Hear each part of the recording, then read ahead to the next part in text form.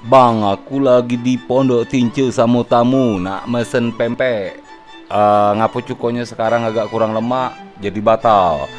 Dia itu cukonya apa nih? Oh, kalau dulu kan Trasonian, cukonya itu pedas dan kental. Apa iya sih? Kuraso kemarin 3 hari yang lalu aku baru makan pempek di Pondok Tince. Kayaknya fine-fine baik sih cukonya. Apa yang salah ya? Coba kita langsung cek ke Pondok Tince. Yuk. Setelah mendaki 7 gunung, 3 samudra dan mengelompati 8 pagar kebon, akhirnya sampai juga di Pondok Tince. Padahal aslinya Pondok Tince itu deket loh.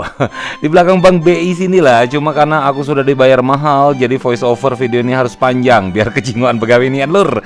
Jadi sebenarnya report dari netizen yang minim kebahagiaan tadi sudah aku lapor dulu ke owner Pondok Tince. Tidak nunggu lama Pak Owner langsung inspeksi ke dapur produksi dan sekaligus langsung nanyo-nanyo sama tim produksi. Ternyata everything is okay.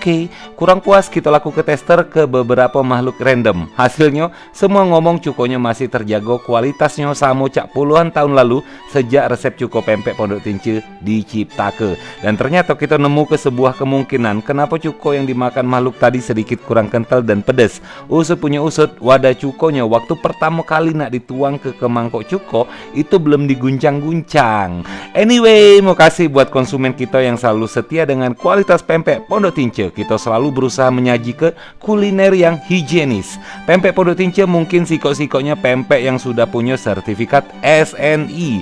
Karena pempek Pondok Tince bukan sekedar kuliner, tapi kita sedang berbicara soal menjaga warisan kuliner turun-temurun.